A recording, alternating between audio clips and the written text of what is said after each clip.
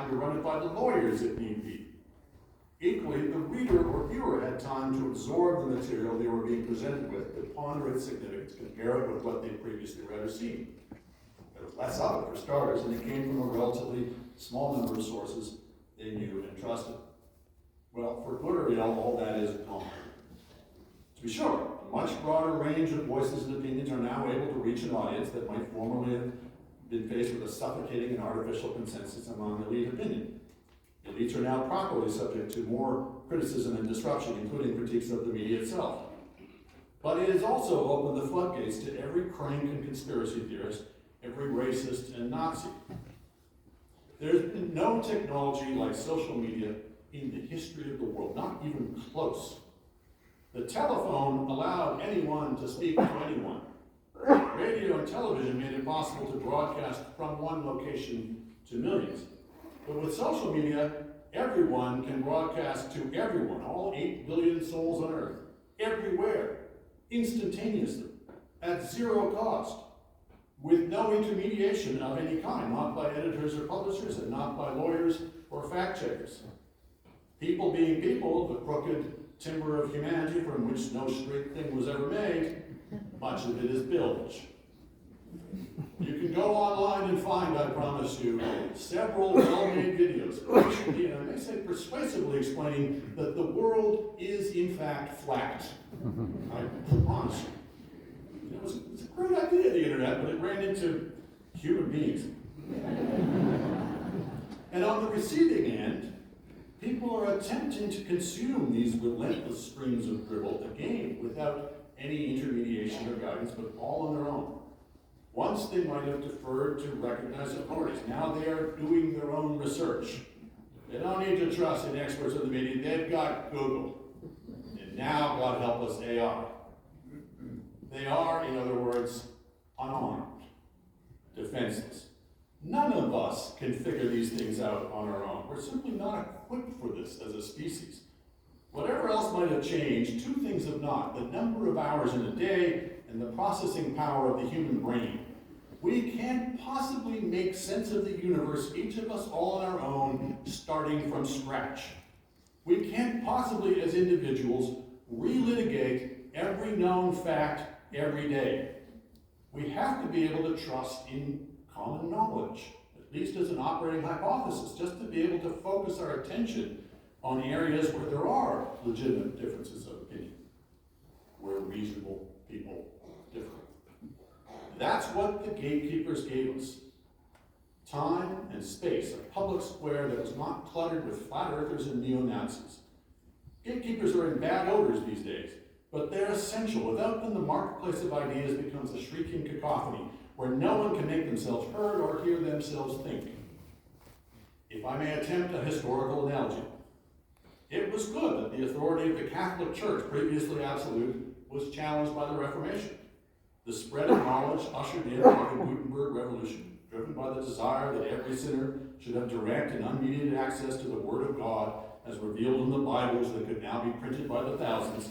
It was good, it was necessary and beneficial to the development of humanity in the long run that should happen. But it also led to centuries of religious wars, the Inquisition, and so on, only finally resolved in the Enlightenment, not only in the embrace of religious tolerance, but of the more general idea that dissenting views should be allowed to contend. And yet, as much as it was about pluralism, the Enlightenment was also embodied a consensus on the scientific method, on the value of rational inquiry, on the primacy of reason, on the twin ideas that there is such a thing as truth, but that no one of us is in absolute possession of it. Somehow we have to rebuild that consensus out of the intellectual chaos of the present.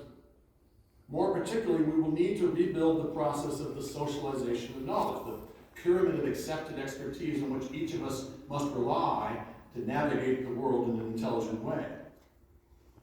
I confess I have only the most fragmentary notions of how.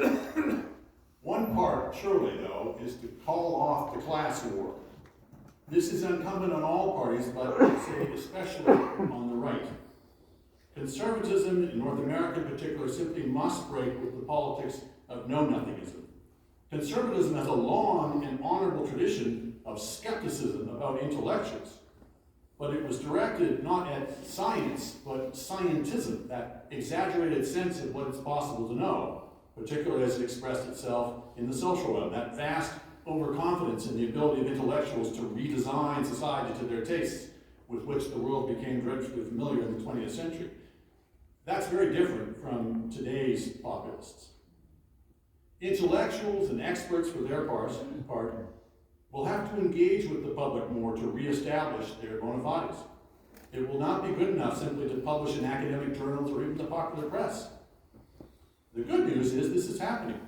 Popular debate has been greatly enriched in recent years by the willingness of professors of economics, political science, international affairs, and so on to share their expertise in forums like Twitter. I still cannot bring myself to call it X, where it can influence journalists in particular. I've seen this, it used to be that a mistake or a misapprehension about public policy would get planted in the media and it would take months for professors to try to run it to ground. Now, it happens in real time. You watch journalists being corrected or guided, shall we say, as news is breaking, and it's making all of us better journalists. We're able to, avoid error or correct error much more quickly than we could in the past. But yes, one part of fixing this massive social problem is also a healthy and vibrant professional media with the virtues it brings of careful reporting, judicious editing, reputational investment, and so on. The fact that we fall short of those ideals is important, but what's more important is that we're at least trying. That we take it as a given, that is what we're trying to do as professional journalists. Now, I don't want to oversell the capacity of the media to correct this. The entire legacy media could be miraculously restored to health overnight, and it would never regain the kind of gatekeeper function it once held. The social media genie cannot be put back in the bottle. We can, however, set standards by our own conduct that others might at least be compared to, and so hope to be a positive influence. We can be a beacon in the night of people who are trying to tell the truth as they see it. Which brings us back to the question of how, if at all, the media might be restored to health, and inevitably to whether public policy might be involved. Dramatic pause. Let's be clear about one thing off the top. The mere fact that we are in trouble is not in itself an argument for subsidy. If anything, it argues against it. A market economy depends upon rewarding success, but also punishing failure. As an industry, we have made every mistake it is possible to make, sometimes twice, bailing us out amounts, not just to forgiving our mistakes, but rewarding us for them. But what about social media? What about the threat to democracy? Without a well-informed public, so the argument runs, democracy itself is at risk. Therefore, save newspapers, save democracy. Question.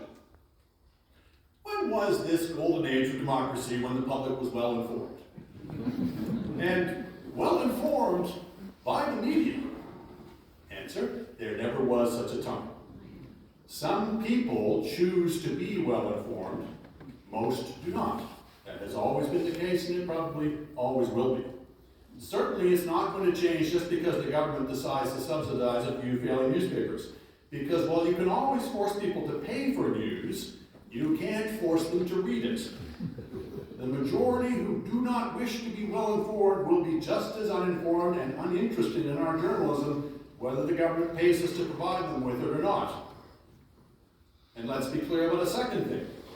Absolutely nothing is preventing readers from paying us for what we produce or advertising from advertising methods if they so choose. They're simply choosing not to do so. This is not a case of market failure for the economists in the crowd, but of industry failure. The market is accurately reflecting a harsh but inescapable truth. People do not value the thing we're selling yet at a price sufficient to cover its costs. Which brings me to my second broad argument against public subsidy. Not just that subsidy of the news industry is unnecessary, but that it is actively harmful. It might have been one thing when the media universe was confined to a handful of newspapers, 3 or 4 television networks, or a few dozen radio stations. But that world is gone. The gates have been torn down. The business of journalism cannot now be meaningfully defined without reference to hundreds, indeed thousands, of online outlets, from news and comment sites employing hundreds to individual substacks, what we used to call bloggers. You can't possibly subsidize all of them.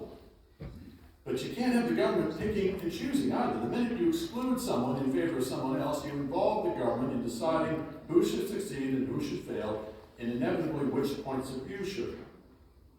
The issue here isn't necessarily that this power would be abused in partisan terms, that those who supported the government would be favored over those who opposed it. It's that any criteria would be applied.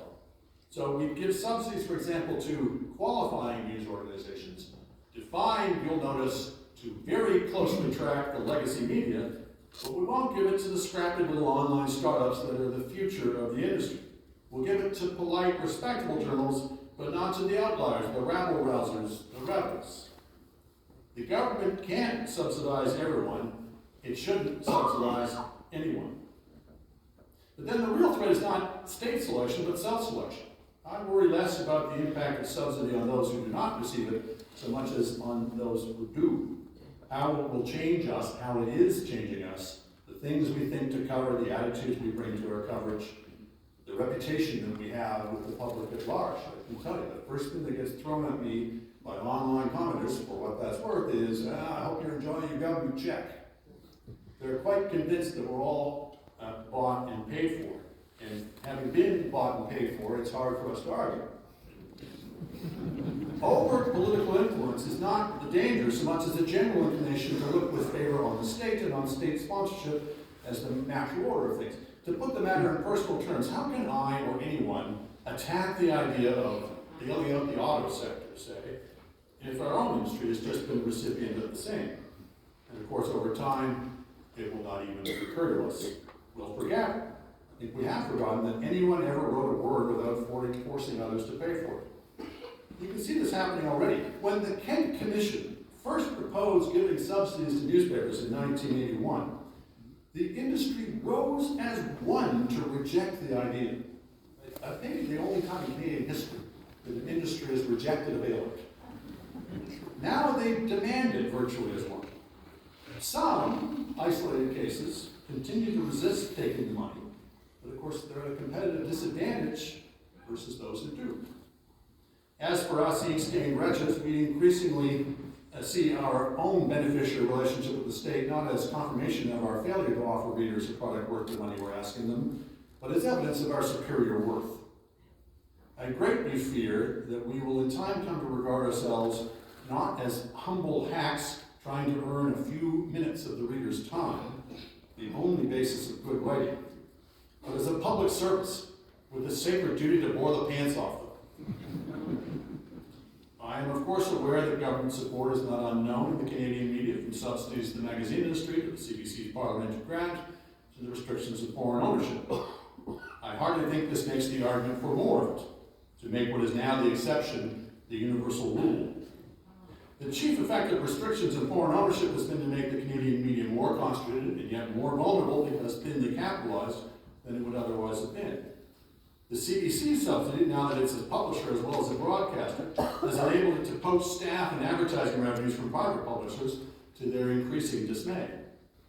And the Canadian magazine industry, as an argument in favor of subsidy, an industry so dedicated to excellence that it hands out literally hundreds of awards for it every year.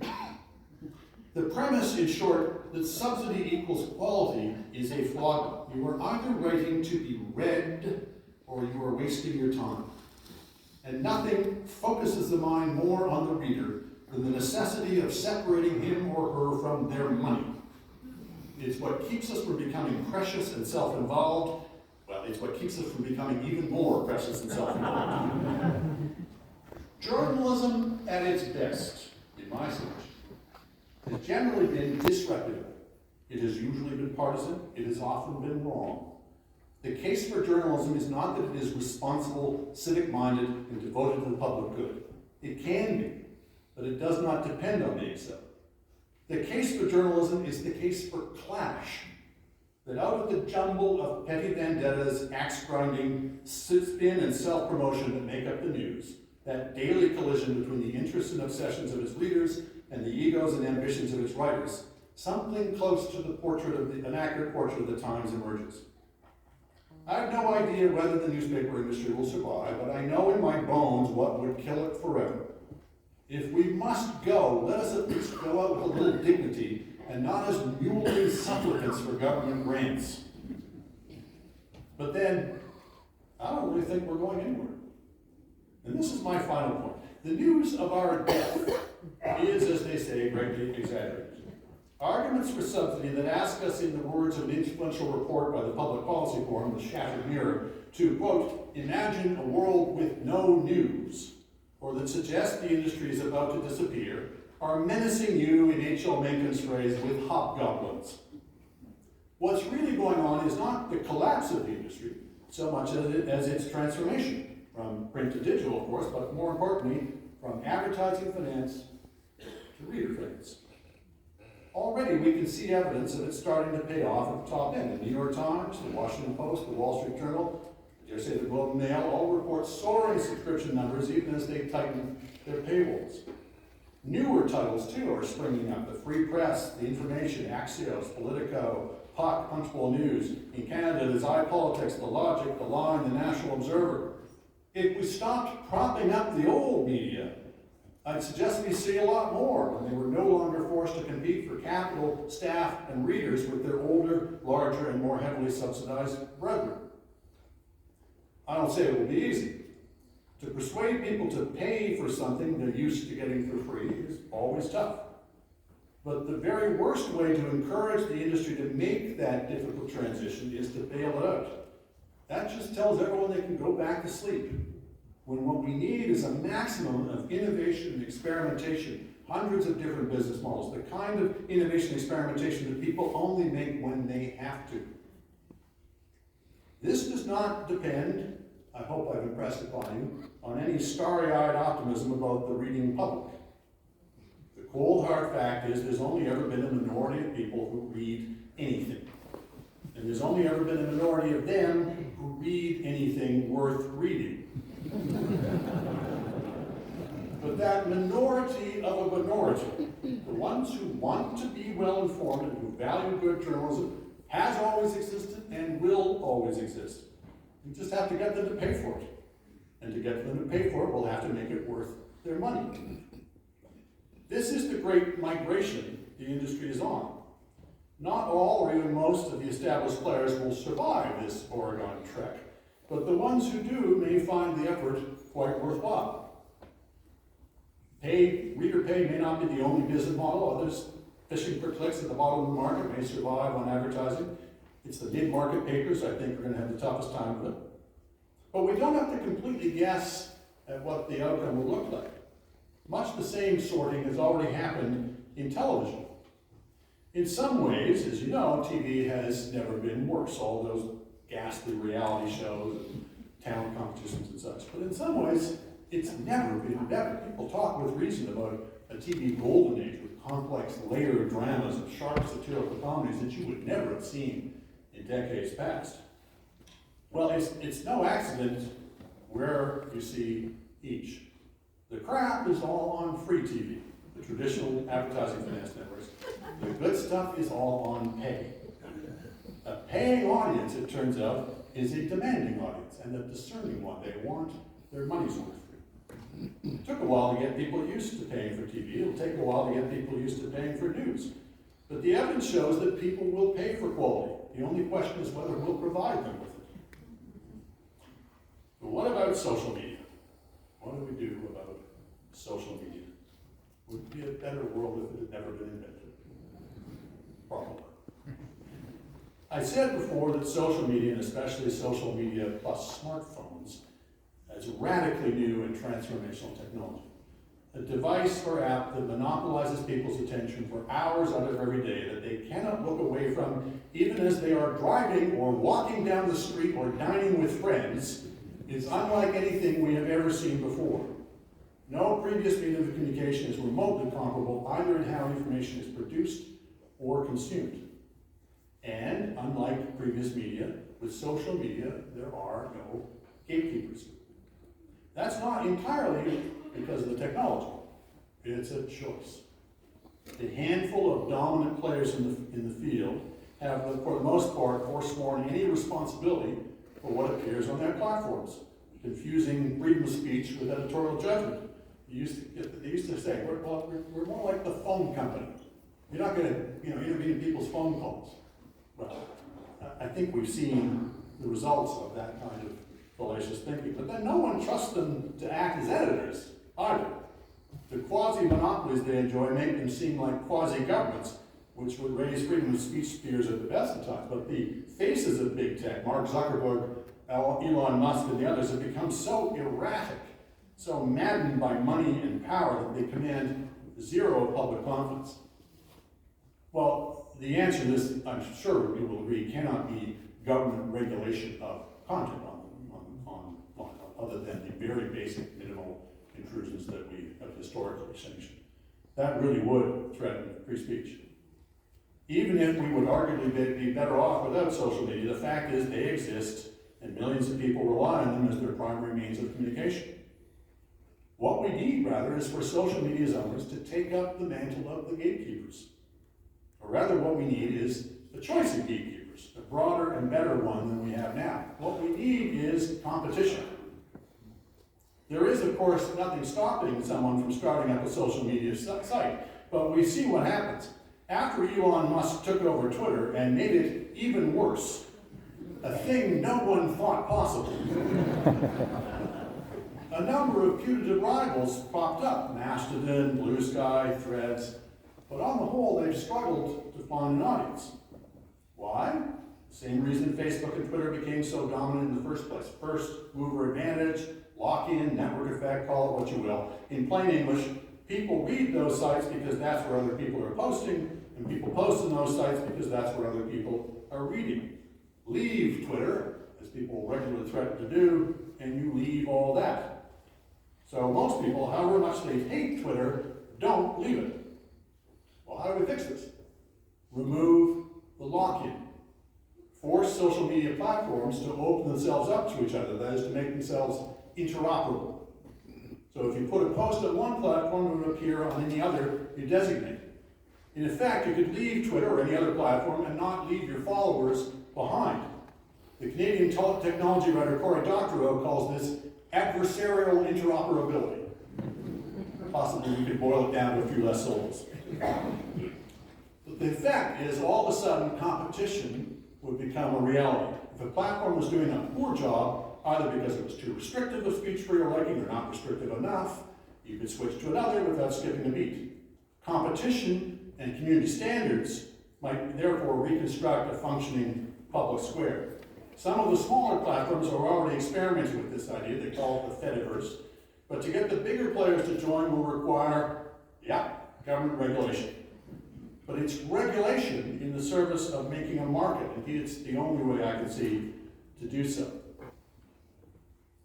Let me conclude. Some things are constants. I'm old enough to remember an earlier epoch of revolutionary technological change in the media during the first Gulf War, widely said to mark the arrival of CNN and all-news television as a force. And like everyone else, I watched the war coverage goggle-eyed for 8 or 10 hours a day.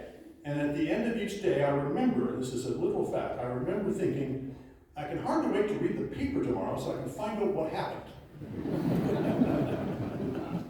Whatever else changes, certain things remain constant. One of these I mentioned is time and the processing speed of the human brain. It takes time for us to fit events together into some sort of intelligible whole. The other is narrative. The desire to have someone tell us a story is as old as human language. Sometimes we just want to leave the driving to someone else. Tell me the story. This, too, is a constant. And yet, the writer's maxim, do not waste the reader's time, has never been more pressing, because the reader has never had more alternative ways to spend it than on your precious prose. You know, this is an anecdote that's no longer current, but I'll tell it anyway. If I were ever teaching a journalism course, which I promise you I never will, the field trip would have been in the past to go sit on an airplane when they hand out the newspapers as they used to do. Because it's very exciting. Maybe your column is in the paper that day. So you get to watch people reading it close up. So I remember watching the guy in front of me, turns the page, gets to the page my column is on, and turns the page. Or even worse, starts reading the column and turns the page. And every writer should endure this humiliation. Because it teaches you in a very painful and visceral way. You know how your parents told you nobody owes you a living? Nobody owes you the 3 minutes it takes to read your column. And you better understand that if you ever set pen to paper or fingers to keyboards.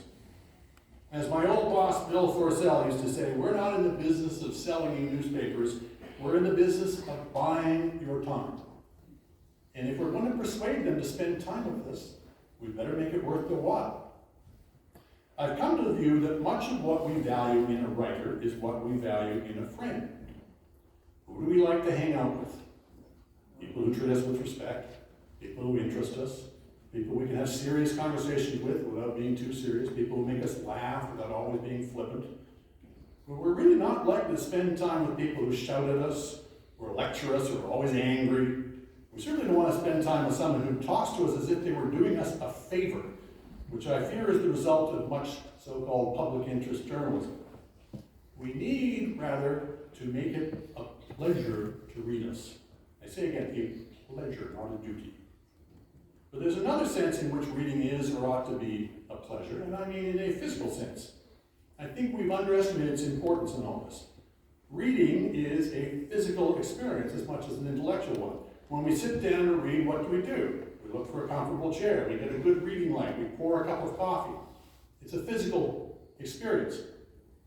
I think it's significant that people were willing to pay to read the printed page, but were reluctant to pay to read our stuff online. And I think it has a lot to do with the physical experience. It's really not very pleasant to read on a computer. But it's a lot better on a phone, and it's even better on a tablet. Part of it is the form factor, the whole lean back versus lean forward thing. But a lot of it has to do, I think, with something else, instantaneous page loads. I'm just observing my own behavior, but I'm now a subscriber, in addition to the National Post, to the Wall Street Journal, the New York Times, the Daily Telegraph, and the Financial Times, papers I never used to subscribe to because I didn't want stacks of newspapers cluttering up my house, and because I didn't want to squint at a computer screen. But here's what happens when I read them on my tablet. I start to browse through them, the way we used to do with a print newspaper or magazine, because I don't have to wait for the pages to load, for one thing. And having spent that time with them, maybe 40 minutes, I say to myself, okay, I'm willing to pay for that. I know tablets are kind of out of fashion at the moment, but that's with the lousy tablets we have today. Imagine how much better they're going to be in just a few years. And as they get bigger and thinner and lighter with longer battery life and better displays, they're going to be foldable before long. They're starting to acquire more and more of the virtues and dimensions of the printed page, with all of the interesting layout possibilities that portends. You know, newspapers used to keep people employed to physically clip out the newspapers. We kept clippings filed. They're called morgues. It all sounds like it is ancient history. But there would be vast libraries full of files. And yeah, they weren't as efficient in many ways as databases and online searching, et cetera. But I'll tell you, I could pick up one of those files and pull out, you know, the story, let's say, on the Japanese car industry, and I could tell you in 20 seconds which were the 5 articles I had to read, because of the way they were laid out, the size of the headline, space they occupied, et cetera. All this thinking that goes into giving these visual cues about which stories you really need to read first, they're kind of lost to us now because it's all kind of flattened out on the screen. So if that starts to come back and it makes that reading experience so much more physically pleasurable, I think we're going to find more and more people willing to pay for that experience. So I think, you know, better technology is one way to get people to pay. The other is writing better stuff. People will pay for the good stuff. The writing that keeps them hooked. The writing they can't live without. You want an example of that, a little homegrown example? Every day, if you're like me, you probably open a lot of tabs of articles that you really think you should read, and you really intend to read them, never get around to reading. I think most of us go to bed with tab guilt. We never got around to reading. And then there's that writer or that article that you read right now, because we're creatures. We can't, you know, we can't delay gratification. It just looks like it's going to be so good, and we want to read it right now. And if there's any budding journalists in the crowd, you want to be that writer. So think what it will mean if we can pull it off. If we can get to the reader pay nirvana. If we can be in the business of selling writers to readers, writing to readers, rather than readers to advertisers. That really would be a golden age. Thank you very much for your attention, and I'll answer your questions.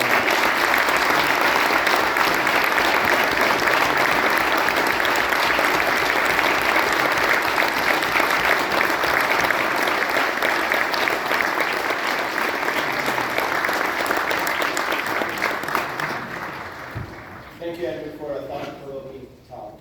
As a token of our gratitude, I was told there's a gift for you. So find this. We hope that this gift.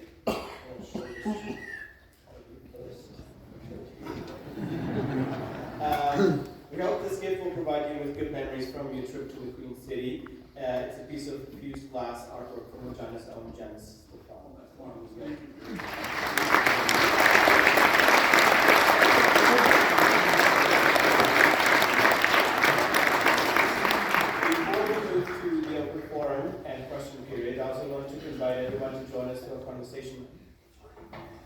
Conversation over coffee, tea, and cookies in the Education Auditorium in Chanda, which is just outside these doors there.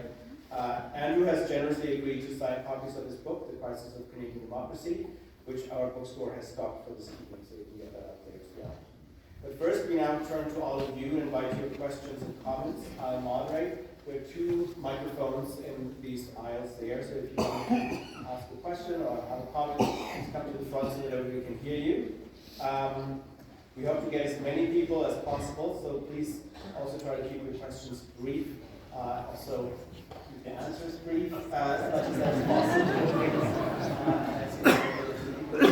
So, I'm with my colleague Carlos.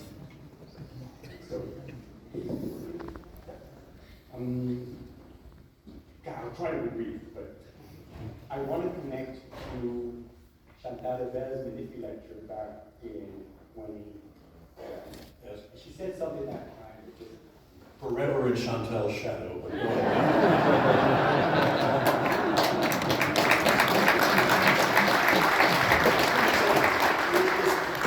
now, occasionally somebody will stop in the street and say, "Hey, aren't you on that issue?" Yeah. So what's Chantal Hebert really like? sorry, I don't want to do something. Because she said something that time that left me wondering, and I'm going to ask you for a translation. But first, let me get back to your talk, which was fantastic. Even though I had pre-written the question, you came around to it. Your emphasis on that clash. The clash that is so important to generate journalism, good public knowledge. My original question started off by saying that I really love the At Issue panel because the dynamic between you and Chantal, and over the years you have changed, right? But you vex each other with comments and questions that push you to be a little bit more precise, to be a little bit more detailed. The reason I had brought it up to her, this same idea, was that I think that's what we do in academia, certainly anthropologists, including myself here, we get good, we produce good knowledge by vexing each other with good questions. So, I said this to Chantal, we vex each other, we're vexing each other, we come up with good questions to achieve, yeah. She blew me off, right? Oh, you left me again. You left me again. And then the president So I wanted to ask you, is there this mutual vexing, this clashing, that I find as an academic leads to better quality research, better quality knowledge, deep knowledge? Does the term depth or deep mean something bad? Or, Yeah, or, so I'm asking you to translate that for us. Yeah. not often, because we're writing in great haste, usually, with not a lot of time to research, et cetera. I mean, it's a division of labor. We leave the long, in-depth research to people writing PhD theses. But we had the virtue of currency. Every now and then we may hit depth. I just would prefer that we weren't too self-consciously aiming for it. Not boring our readers would be a good start. And if you can say something that's true, and even better, startlingly true in the course of a column or a news report, then that's great. But maybe collectively it adds up to depth. I'm not sure how much depth any of us choose as individuals.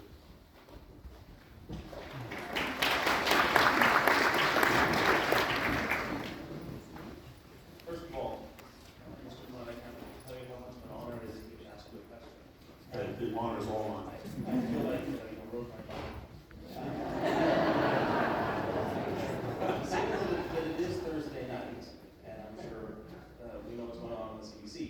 With You're wondering where am I? Why am I take the building?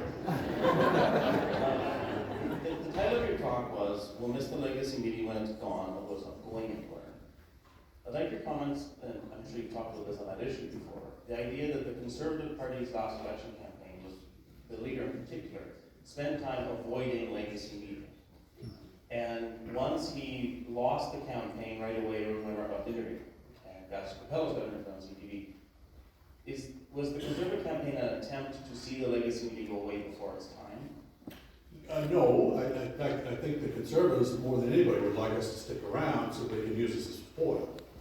So it's not that Pierre Poilievre is afraid of me. He's very smart. He's very quick on his feet. He can handle any questions we throw at him, and we're not that tough to beat. But it excites his base to be seen to be beating us up, because people have absorbed the idea that if they read a fact that they disagree with, it's because the media is biased or incompetent or what have you. It's not because it's a troubling fact. So part of his base, the real dilemma he faces, unlike the Republicans, is there's a section of the conservative voter base that doesn't like this stuff. So he's kind of straddling the two, but he wants to keep the section that hates the media from going to the People's Party. So it has paid him, or so he thought, to do this. The trouble is, when he does that, it really turns off the uncommitted voter, the centrist voter, the center-right voter, including some of his voters. And I think what conservatives keep having to refight and relearn is just exciting their own base isn't enough. I mean, they got to 42% in this election, it still wasn't enough. So if they're going to have any chance of forming a government, they either have to expand that base beyond the 42%, if we're in an age of two-party politics, which some people think we are, depending on what we think is going to happen to the NDP. But even if the NDP comes back, the conservative fortunes depend upon NDP voters voting NDP and not being scared into the liberal corral, which is the liberal campaign strategy in every election since I was a child. Say to New Democrats, you can't vote New Democrat. I know you think you want to, but you have to vote liberal to keep the scary conservatives up. So if the conservatives want to give license to New Democratic voters to vote their hearts, they have to be non-scary, and they keep having to kind of relearn this lesson. Thank you.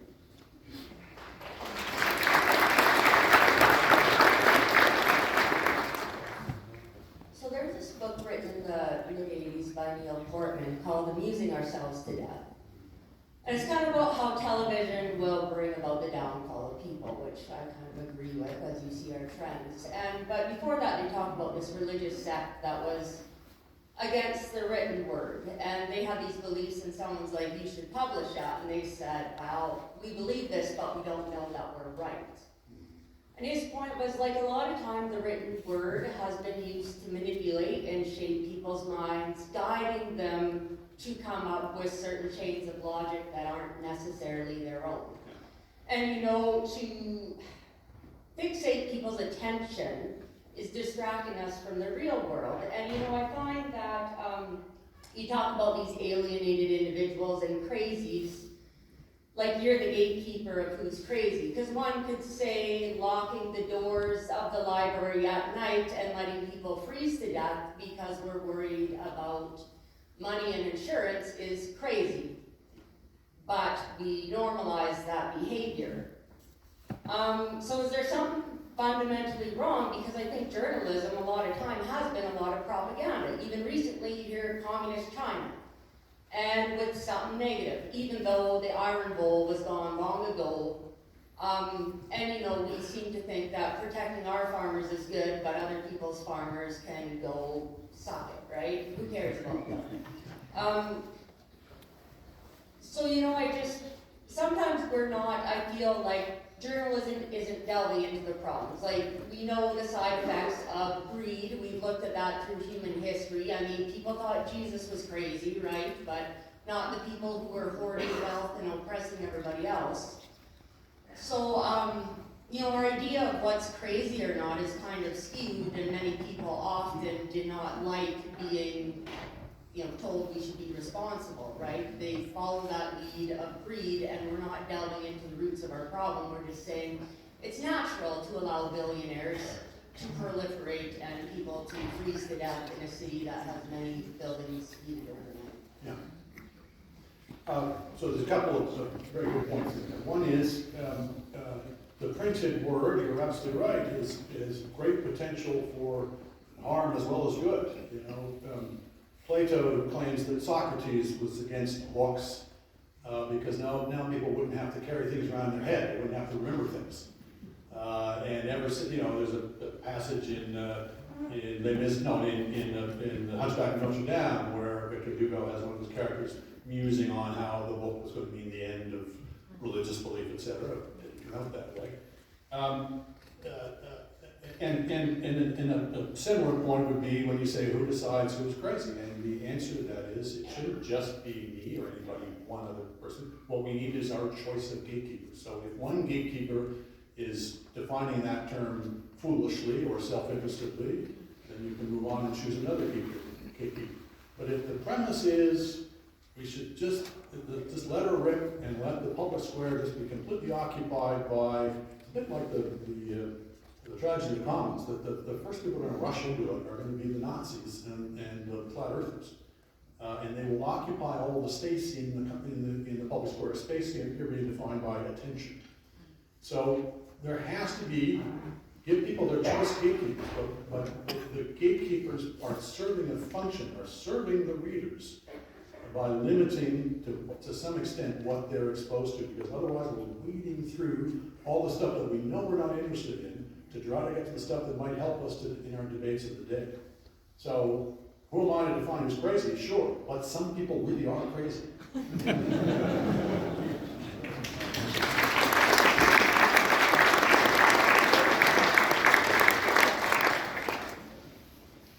Hello.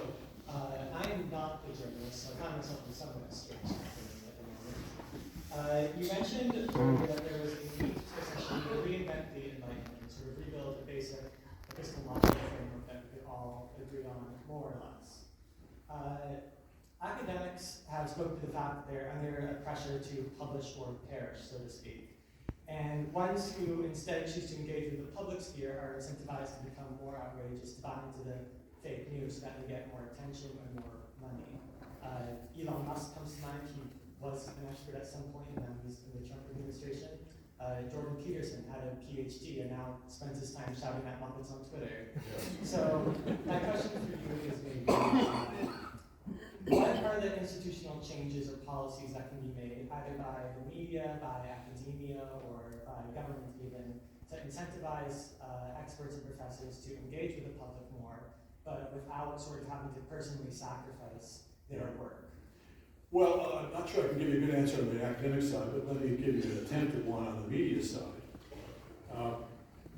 When I came to the Globe, the second time in my career a few years ago, I was very interested to discover how what their metrics are, because I'd seen other newspapers where the metric was just clicks, how many times does somebody click on something. And of course, there's different reasons why somebody might click on an article. It might be because, oh, the cats you know? Or it might be, oh, that's an article in, you know, Fortune magazine, and I'm a Fortune reader because that's who I am, that's part of my identity, I've always been a Fortune reader, whatever publication you want to choose. And so, the point being is you're building a brand, use that horrible word, both for the media entity as a whole and for the individual writer every time you're publishing something. And if you're publishing stuff that gets a lot of clicks that makes you look like idiots, then you're hurting that brand, and ultimately you're going to lose readers and subscribers. So one of the things I discovered, not to, you know, blow air out my employer's skirts, but is we use a metric that is much more akin to long-term building of the Globe Mail, which is, for example, how many subscribers subscribe to the paper because of an article. And believe it or not, they will. If it's behind the paywall and they're desperate to read it, they'll go, oh, right, I'll subscribe. I've been thinking about it, now I will. You get them over that hump. So you can design the metrics individually and collectively. I mean, it never comes back to me in any organized way of, you know, how many articles, how many subscriptions you got, etc. You can sort of look up some of it.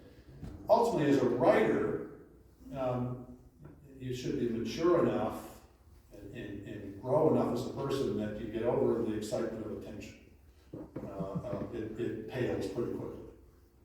What you want to do, I hope, is write good stuff that people will respect and will feel like you made some contribution to the debate. And I think the only cure for that, or the only incentive for that, is aging. But in the academic world, I'm not sure. There must be equivalents, but it's a difficult question. But you certainly identify the problem.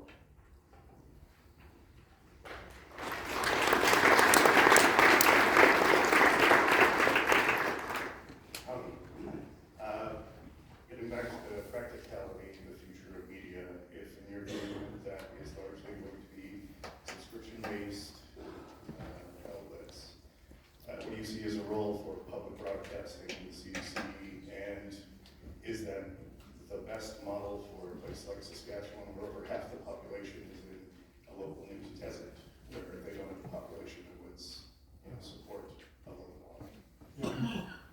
I'm conflicted about the future of the CBC. Let me put it this way. There was a reason why the CBC was first created.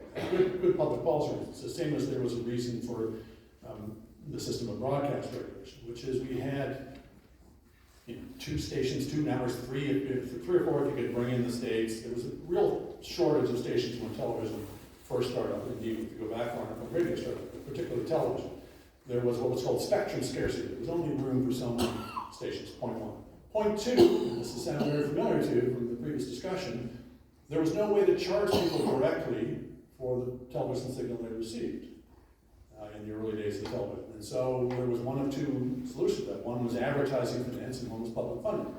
Well, the problem with advertising finance in TV as it is in newspapers, particularly acute in TV with the relative shortage of channels, was it rewarded networks for showing the programming that the broadest possible number of people wanted to watch. And you combine that with this small number of channels, it meant you had a lot of stuff that was really a lot the same and not much directed at niche audiences, whether you're talking about ethnic or personal tastes or high or lowbrow. And when you think about it, that's not how well-functioning markets work. You know, when you go into most markets, you find this flickering variety of things catering to every conceivable taste. And individual mutation have something made for it. So television had a kind of a market failure when it started out in that regard. And so, say one solution to that was to have public funding and to try to sort of mimic some of the programming you might see if the market was working better. And the other solution was regulation to try to, again, force a certain diversity of programming on unwilling networks. Well, we're not in that world anymore. We're in a world of thousands, if not millions, of broadcasters, depending on how you define them, all of them reachable. And you can pay directly for programming, and people do either pay for each episode or pay for the channel as a whole. And so the arguments that really sustain the case for public broadcasting and public broadcasting regulation, I think have really disappeared over the years. In fact, disappeared some time ago. Now, does that mean we get rid of the CBC? No. I think you can still say there's public policy reasons why you want to have a public broadcaster. But what I would suggest is we should move the CBC on to pay, a subscription service. In fact, you might make it into a constellation of the subscription services, depending on, aimed at different types of programming and different audiences. That way you get the CBC out of the terrible bind it's in right now, where it's a mixture of advertising finance and public funding.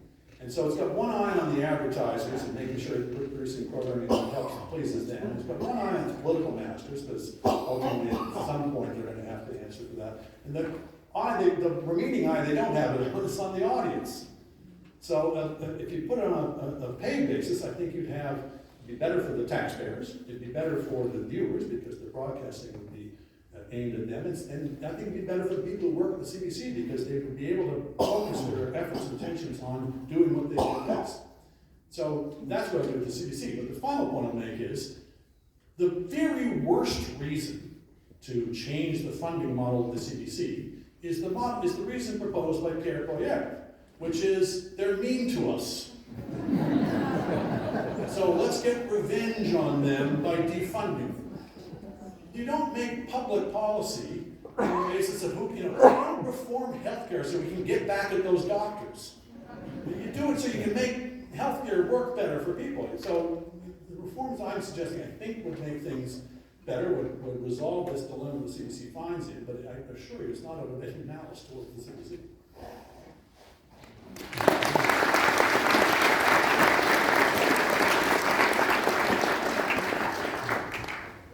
Thanks for coming to Janet first and foremost. We appreciate having you. It's great to have you Minifie back. I'm one of those old-timey people that grew up in two-channel network when STV came to Saskatchewan. So but I remember a lecture here and somebody talked about Chomsky, manufacturing consent, and the whole notion is to read a lot of sources to find the truth. And you talked about the clash of ideas. Sometimes I just want to look for an objective accounting of what happened. When I used to read a newspaper, when I started to read newspapers, it was like, this is presumed to be an objective account. When I went to journalism school, you're taught to report objectively. Is that still possible in this day and age to find objective reporting, to strive for objective reporting? Yes and no. No, in the sense that there's never been perfect objective reporting. And, in first year university, you discover this. It's a very exciting idea. And then you realize, okay, but you can at least try to be fair. You can at least make the effort. We're all going to be victims of our biases and preconceptions, but the trick is to try to step outside them, try to examine them. And a good reporter and a good writer, that's what they're trying to do, I hope, every time they report on a story, or indeed write an opinion column. Even as an opinion writer, if you're not arguing from facts, what are you doing? And you're not going to be very persuasive if you're not making some reference to facts. So in one sense, we're never going to get to it perfectly. It's absolutely possible, and never needed more in this world. And as I say, I think as people have become more aware of the pollution that we're swimming through every day. It used to be if you made complaints about social media, like even, let's say 10 years ago, people kind of look at you and go, old man yells at cloud. Like you just weren't with it. And I think nowadays we kind of realize, no, we've kind of created a monster here. It has benefits, there's good sides to it, but it has really, really malignant side effects, particularly when it comes to children. And I think the cases become overwhelming, for example, for getting the phones out of the schools. Why we ever let them in, who knows? So I think we're having a bit more of a responsible adult conversation about social media's effects. And in the midst of that, I hope that more and more readers will say, you know what, I'm looking for somebody who will give it to me straight.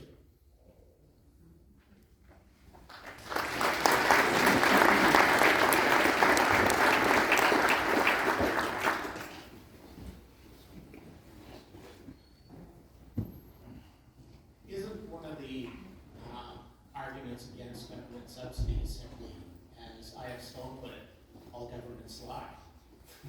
Like, from what I want out of journalism is pointing out who's lying, where the lie is, and, presenting you with proof of those lies. That's what I want. Can I get that? somebody else might say all corporations lie. There's a lot of lying. But there's also people who work for these organizations who are, including the CDC, which is publicly funded, who are trying to do their best. So again, I think the world has moved on from the publicly funded model, but I'm not going to cry in my sleep if it continues. What I would cry in my sleep is if we all become publicly funded. It's one thing to have public funding as an alternative to market-based media, but I'd be really worried if we were all taking government money. So that's the concern is the uniformity of it, because there is this kind of inbuilt dynamic that if maybe you're reluctant to take the public money at first, but if your competitors are taking it, and if you're losing market share, et cetera, as a result, then you're going to be hard pressed to stand in your principle at that point.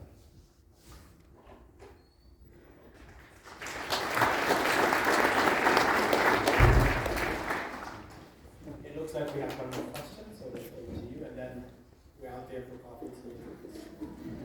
Mr. Coyne, thanks so much for coming tonight, and it was a great talk. Thank you very much. Thank you.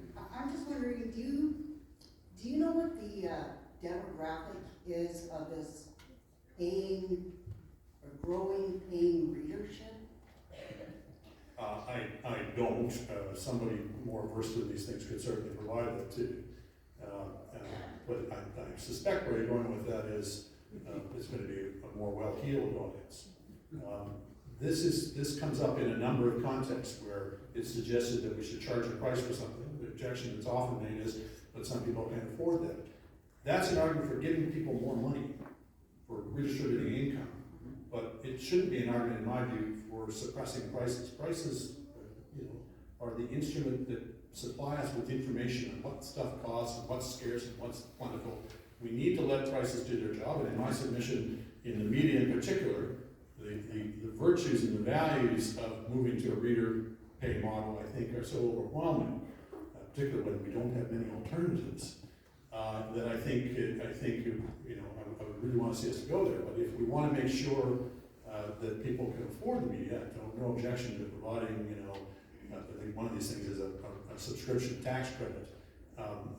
How much of a take-up there's been on it, I'm not sure. But that's much less offensive to me if the objective is making subscriptions accessible to people. I have no objection to that.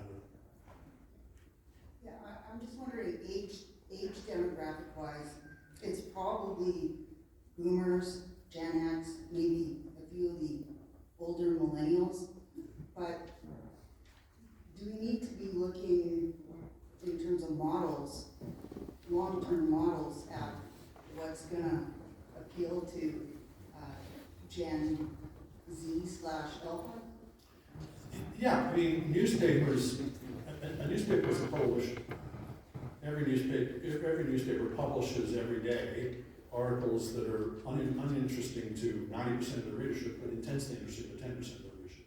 So part of that coalition, absolutely. I mean, I used to have this debate with my editor and say, why are we publishing this person? He'd say, he's going to follow it. So it's a coalition, and part of that, for any sensible newspaper, is trying to cultivate a readership among younger readers, because they're going to be your subscribers in the future. It's tough because young people aren't typically that interested in the news.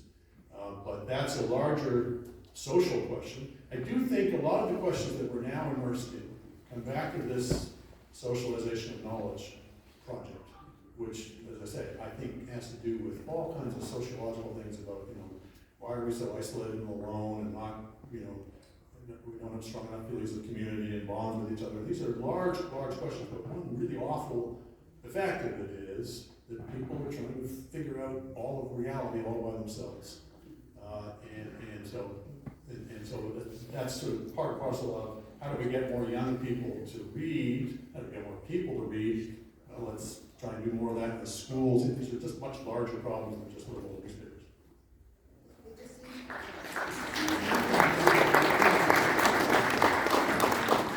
Newspapers want their information to come to them in eclectic forms, where it's not just about reading something, it's about seeing what your friend posted, it's about seeing some pictures of stuff and almost a different format. And I think that Well, and I promise you, and I should keep this answer short because we're all that stands between the people of coffee and cookies. And that can get ugly. I can promise you that there are editors lying awake at night working on exactly these kinds of problems. How do we engage readers who are not reading in traditional ways? I think that's why we're putting everything out in, these various formats. We've all had to learn huge lessons in flexibility about how we view reading the paper each day. And that's all for good, as long as we remember that ultimately it's still about reading.